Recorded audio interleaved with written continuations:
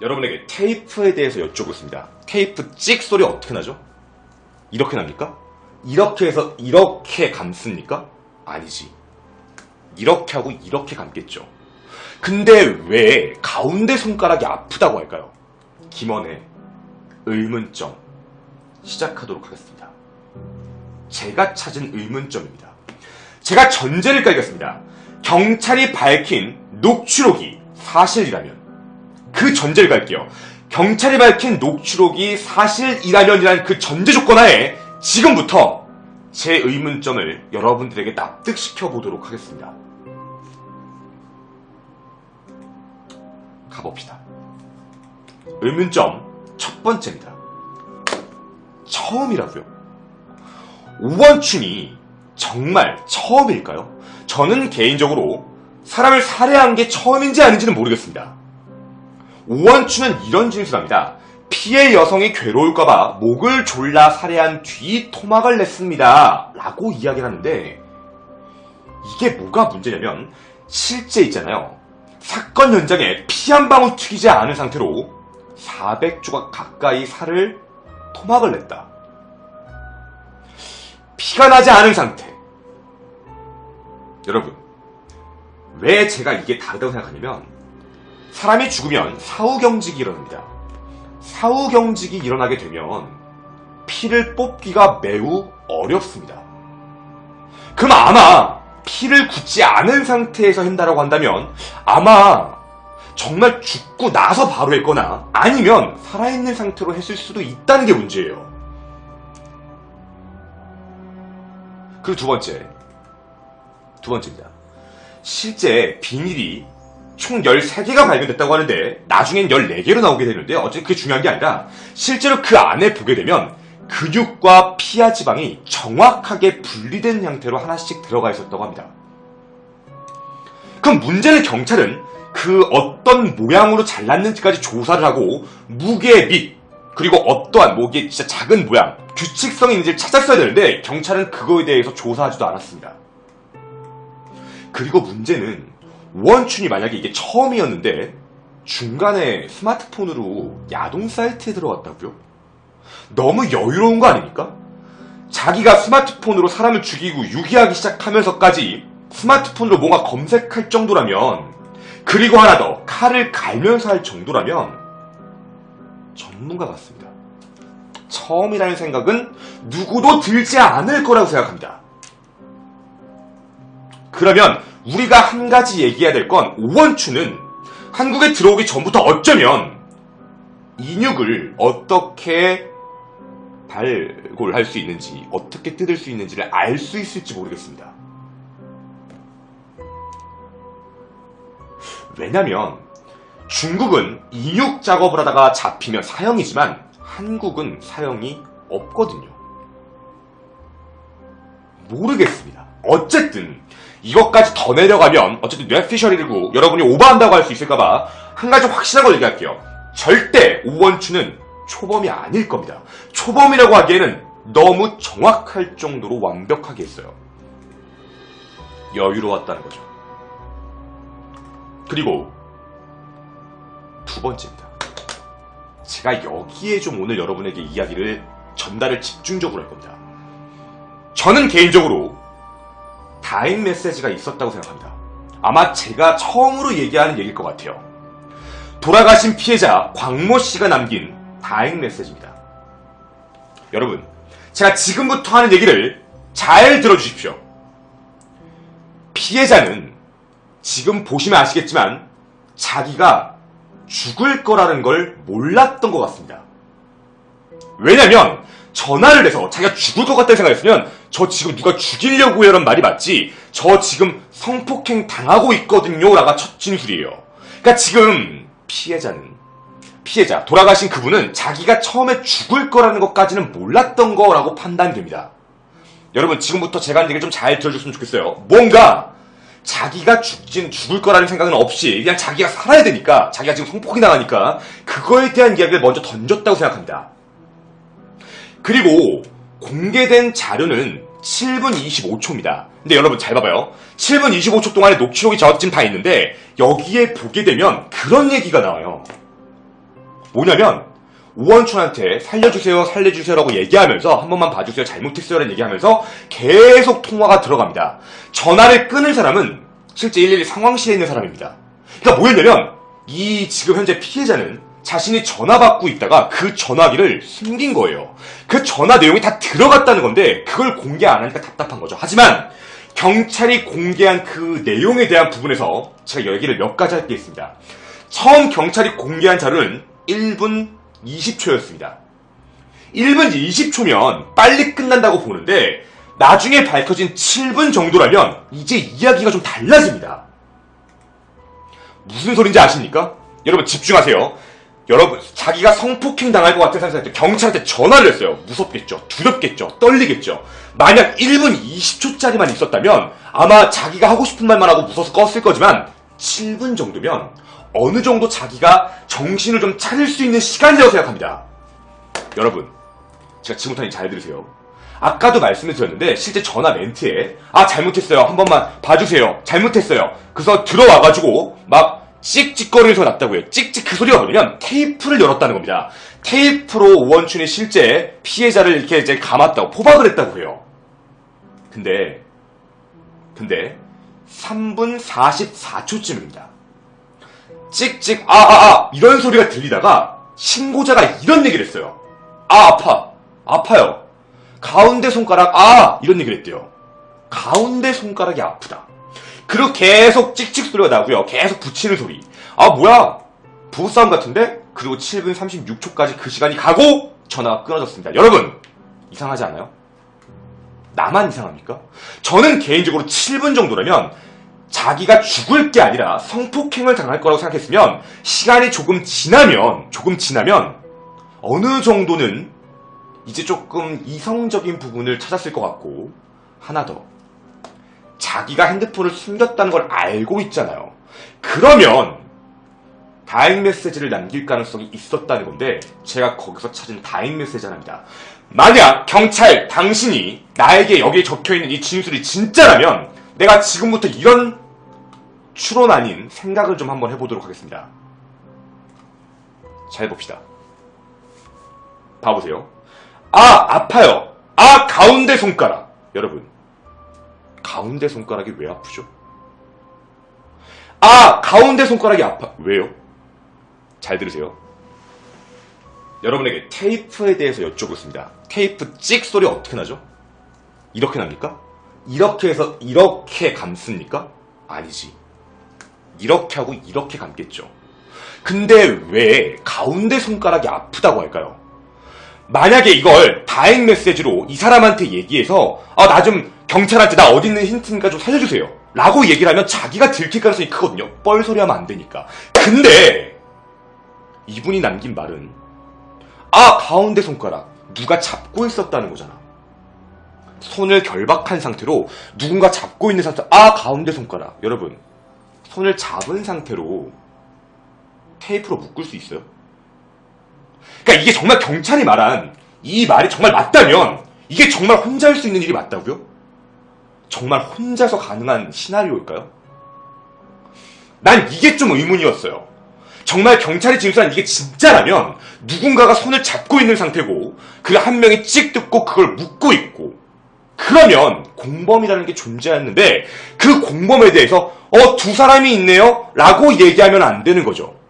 두 사람이네요 라고 얘기하면 안 됩니다. 그걸 두 사람이에요 라고 얘기를 해버리면 자기가 어디선가 전화통화하거나 뭐가 들킬 수도 있는 문제가 분명히 있으니까. 그러니까 알아요 여러분. 저 뇌피셜인 거 맞아요. 지금 제가 얘기하는 건 뇌피셜입니다. 근데 지금 경찰이 진행한 이 부분을 혼자서 해보세요. 혼자서 하면 정말 가능해요?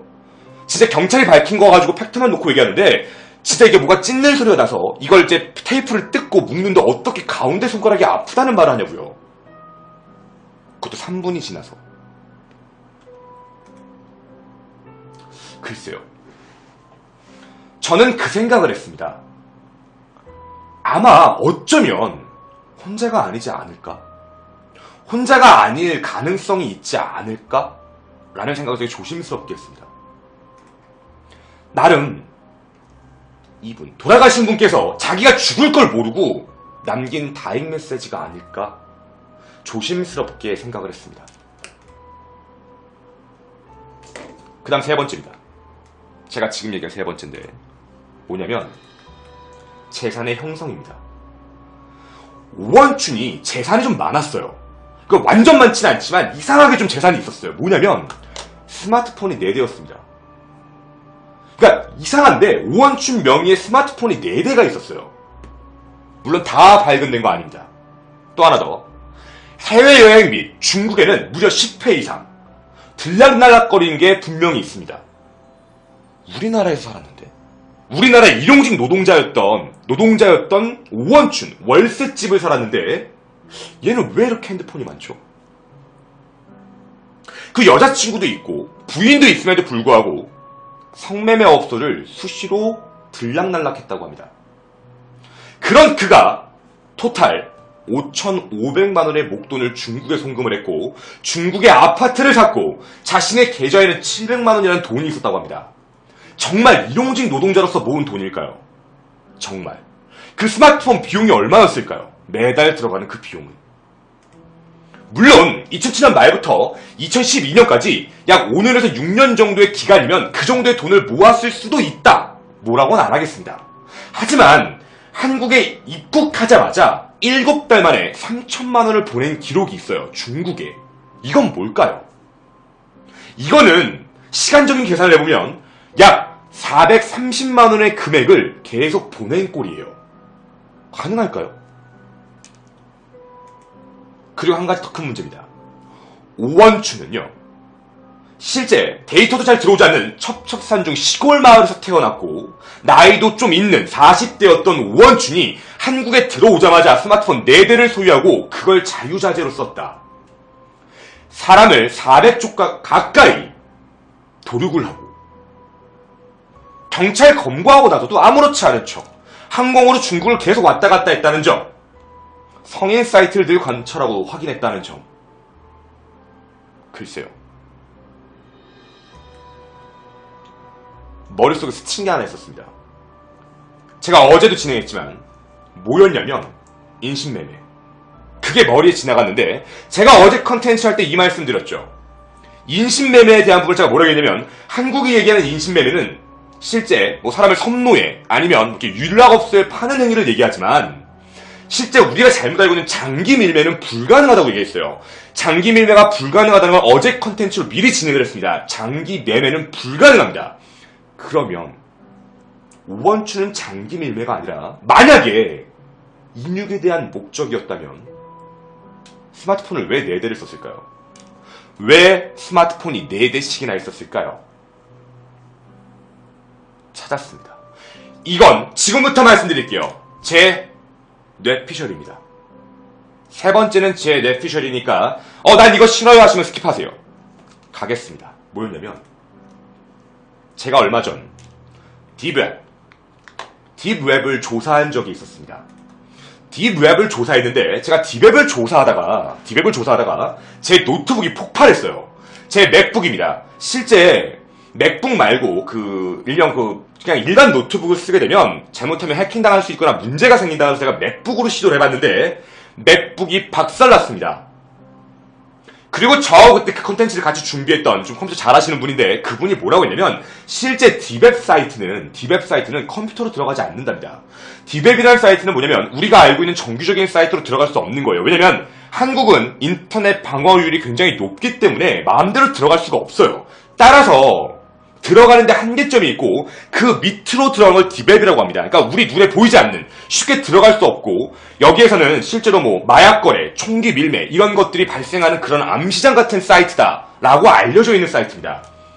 그리고 하나 말씀드릴게요. 그 딥웹 사이트에서 좀 무서운 건 뭐냐면 딥웹 사이트는 음란물 사이트도 있어요. 음란물도 있고 살인 여러 가지가 있는데 여기에 뭐가 있냐면 딥웹에 스너프 필름이 있어요. 스너프 필름이라는 게 있고 두 번째는 인육에 대한 거를 판매하는 게 있어요. 제가 이 얘기를 듣고 이걸 준비하면서 무슨 준비를 했냐면 이거 진짠가? 핸드폰으로 해야 된대요. 실제로 핸드폰으로 진행을 해야 될 컨텐츠라고 얘기를 해서 이게 제 공기계입니다. 아이폰 이제 4고요. 이거 아이폰 4. 네, 아이폰 4입니다. 그래서 제가 실제 제 걸로 하면 안 될 것 같아서 와이파이를 딴 데서 따와서 제가 따로 진행했습니다. 참고로 말씀드릴게요. 저는 여기에 있는 유심은 일회용 유심입니다. 그러니까 쉽게 얘기하면 후불제라고 하죠. 제 개인 정보가 나타나지 않는 선불용 유심이라고 부릅니다. 선불용 유심으로 제가 이 작업을 시도해봤는데 대부분입니다. 대부분 디웹에 들어가는 부분을 일명 뭐라고 말씀하시냐면 티귿 리을 말씀 안 드릴게요. 티귿 리을 네트워크로 들어간다고 알고 계세요. 티귿 리을로 들어가서 뭐라고 말씀 안 드릴게요. 그쪽으로 들어가서 찾는 거다라고 하시는데 거기까지 알고 계신 분들은 겉핥기로 알고 계신 겁니다. 저는 한 단계 더 들어갔습니다. 5로 시작하는 곳입니다. 자, 그럼 5로 들어가는 그 디웹 사이트를 들어갔습니다. 그리고 저는 거기서 하나씩 확인을 해봤습니다. 저는 거기서 뭘 봤냐면 제가 본 거니까 간략하게만 말씀드릴게요. 뭐였냐면 제가 그 안에서 본 결과는 스너프 필름 존재, 스너프 필름이 실제 존재하며 그리고 하나 더 인육 거래가 실제 존재합니다. 돈을 받습니다. 실제 돈을 받으면서 하고 있는 공간입니다. 스마트폰으로만 접속이 가능합니다. 스마트폰 이외에는 접속을 하지 않습니다. 컴퓨터로 안 되거든요. 스마트폰으로만 접속하게 되어 있습니다. 그리고 하나 더, 실제 제가 아까 얘기했던 그 토르보다 훨씬 더, 얘기해버렸네? 그보다 훨씬 깊은 그곳은 접속을 요청을 하게 되면 그 요청이 전 세계로 다 흩어집니다. 실제로 그래서 그게 암호화되고 익명화되기 때문에 그게 누군지 알 수가 없어요. IP 우회입니다. IP 우회가 너무 많이 되기 때문에 실질적으로는 절대 알 수 없는 곳이기도 합니다. 사용자 추적이 불가능한 곳인데요. 잘 들어주세요. 그래서 오원춘 핸드폰을 털어도 어떤 것도 안 나왔던 겁니다. 오원춘은 자신의 명의로 스마트폰을 개설합니다. 총 4대를 보유하고 있었습니다. 그 이유에 대해서 모릅니다. 근데 저는 얘기하겠습니다. 뭔가 의심갑니다. 디벨에서 실제로 필요한 건 PC보다 스마트폰인데 그런 그가 40년 가까이 깡촌 중국에 살다가 한국에 건너오자마자 어떻게 스마트폰 4대를 소유하고 갑자기 그런 것들을 쓰기 시작했을까? 그 돈이 어디서 났을까? 제가 스너프 필름에 대해서 한번 봤습니다. 솔직히 보고 싶지 않았지만 준비를 했던 겁니다. 스너프 필름에 대해서 한번 확인을 해봤는데 스너프 필름이 약간 어떤 느낌이냐면요. 스너프 필름은 무언가 납치한 사람 있죠.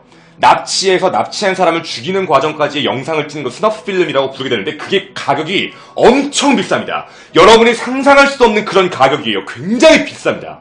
난 거기서 한 가지 생각을 했어요. 돈이 괜히 생긴 게 아니다. 첫 번째, 시작은 묶는 거부터 합니다. 내가 머릿속에 한 가지 스친 생각입니다.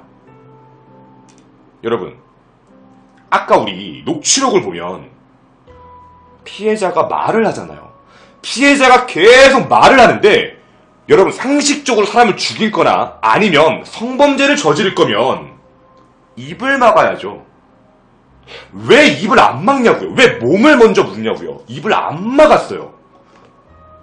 만약 아까 말씀드린 대로 공범이 더 있었다면 저는 머릿속에 스친 게 스너프 필름이었습니다. 만약에 스너프 필름이었다면 정말 문제가 생기는 겁니다. 실제 오원춘은 그런 걸 통해 돈을 벌었고 여러분 뇌피셜이에요. 정확한 거 아닙니다. 만약에 경우의 수를 만든다면 그렇게 스너프 필름으로 돈을 벌었고 그리고 하나 더 공범들과 함께 비디오 카메라를 찍었다면 왜냐면 아까 오원춘에 있는 부분을 다시 한 번만 봐보도록 할게요. 여러분 기억나십니까? 오원춘 아까 우리 그 녹취록에 보면 문을 자기가 밖에 잠깐 나가서 문을 잠궜다고 했잖아요. 오원춘이 왜 그냥 나가냐고요. 이분에 대한 것도 문제입니다.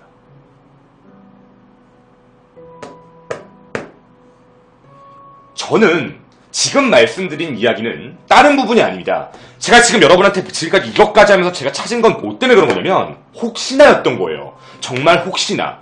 가능성은 여러 점이다. 무조건 제 말이 맞다고 하는 게 아니에요. 지금 이 얘기는. 근데 가능할 수 있다라는 수치라는 겁니다.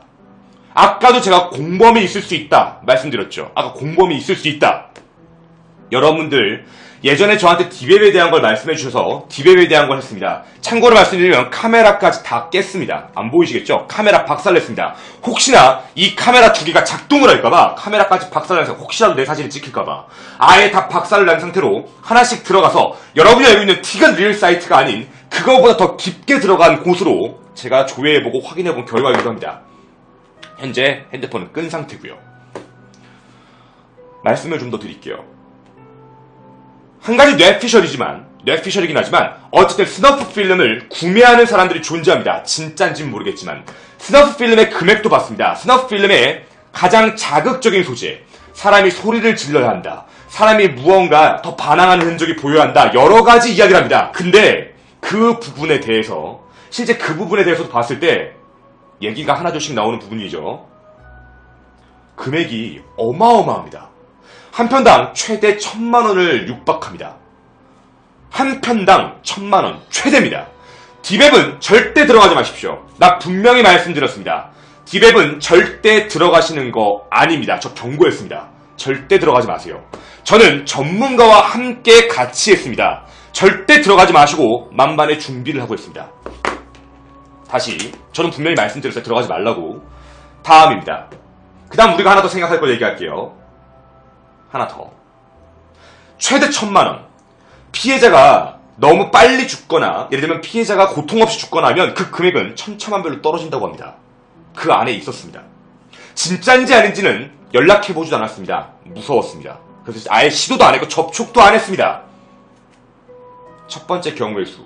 오원춘이 스너프 필름을 찍고 있었다면 공범이 존재할 것이고 아까 얘기했던 손가락이 아파요 라고 얘기한 부분도 가능할지 모릅니다. 다섯 번째입니다. 정말 인육의 존재에 대한 여부죠. 이건 확실하게 말씀드리겠습니다. 인육은 존재합니다. 인육 캡슐은 실제로 존재하고 있습니다. 인육 캡슐에 대한 부분은요, 중국에선 태아탕이라고 해서 공공연히 팔리고 있고요. 인육 캡슐이라는 것도 얼마든지 구할 수 있는 것이기도 합니다. 따라서 오원춘이 어떤 목적이었는지 모르겠지만 만약에 인육의 목적이었다고 한다면 인육 혹은 스너프 필름 그럴 수도 있다는 겁니다. 그다음 제가 제시하는 마지막 이야기입니다. 뭐냐면 이 사람입니다. 얘는 누굴까요? 실제 CCTV를 확인해보면 파란색의 여자는 끊임없이 오원춘이 납치한 저 집을 계속 보고 있습니다. 사람이 다가오면 못 본 척합니다. 다시 봅니다. 계속 이래요. 이 사람 누군지를 알 수가 없습니다. 아이러니합니다. 경찰은 왜 이 사람의 신원을 찾지 않았으며 왜 이 사람을 체포하지 않았는가에 대한 부분입니다. 제가 제시한 총 6가지 의문점 분명히 정리해드리겠습니다. 첫째, 절대 처음이라는 느낌이 나지 않는다. 둘째, 분명 돌아가신 분은 자기가 죽을 거라고 생각하지 않았고 자기에 대한 다잉 메시지를 하나 던졌다는 것. 손이 아파요. 손이 아파요. 손가락이라고 얘기했다는 그 부분. 세 번째, 말도 안 되는 재산의 형성 과정. 그리고 말도 안 되는 스마트폰 4대. 왜 도대체 스마트폰을 4대나 갖고 쓰는지에 대한 부분. 인육에 대한 존재 여부. 마지막, 이 사람은 누구인가. 제가 제시한 의문점입니다. 여러분들은 어떤 생각을 하시는지 모르겠습니다. 물론 분명히 말씀드리겠습니다. 이 사건 때문에 대한민국에 있는 굉장히 많은 조선족 분들이 힘드셨다고 합니다. 물론 다 나쁘진 않겠죠. 하지만 우리는 생각해볼 문제도 있습니다. 정말 배척만 해야 되는지 적절한 제도적 관리가 필요한 것인지를 생각해봐야 된다고 생각합니다. 이로 미스터리 극장 27번째 이야기 오원춘 아무도 밝히지 않은 그날의 기록 아프리카TV의 그것이 알고 싶다가 되고 싶은 김원이었습니다. 매주 여러분들과 함께 더 정확하고 여러가지 남들이 하지 않는 이야기를 여러분과 공유하도록 하겠습니다. 김원이었습니다. 본방은 이제 조금 더 깊은 이야기를 하도록 하겠습니다. 감사합니다. 녹화 끄겠습니다.